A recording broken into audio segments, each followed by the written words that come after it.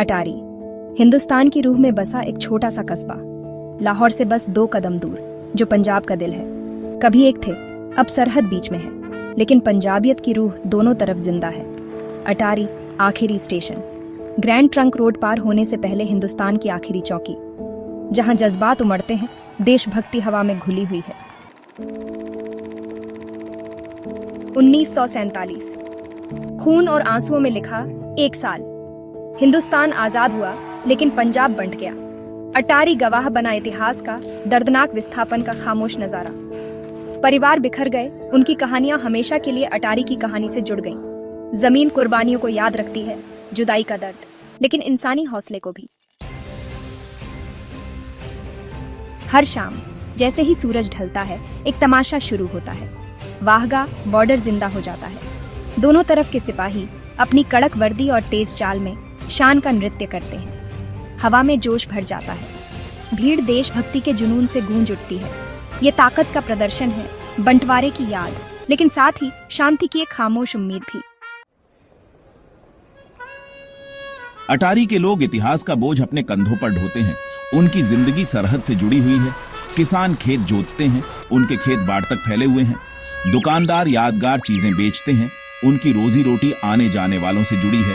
बच्चे खेलते हैं, उनकी हंसी सरहद के साये में भी जिंदगी की छोटी छोटी खुशियों की याद दिलाती है। मिलिए गुरप्रीत सिंह से, एक किसान, उनकी जमीन बॉर्डर से बस एक पत्थर की दूरी पर। हर दिन वो बाढ़ के उस पार देखते हैं उन खेतों को जो कभी उनके परिवार के थे। उन्हें उस वक्त का इंतजार है जब बाढ़ नहीं होगी। हम किसान हैं, हम जमीन की भाषा समझते हैं। चलो हम शांति के बीज बोएं, एकता का भविष्य काटें। भाग 6, एकता की गूंज बंटवारे के पार।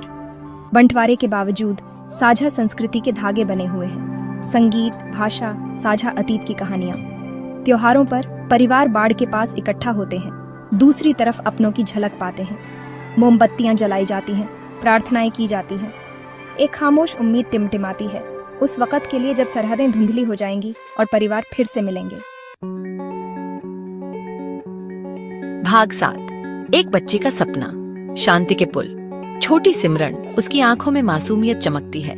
हर हफ्ते अपने दादा के साथ बॉर्डर जाती है। वो सिपाहियों को मार्च करते देखती है, अतीत की कहानियां सुनती है, लेकिन उसके दिल में एक अलग भविष्य का सपना है। ये बाढ़ क्यों है नाना? वो पूछती है।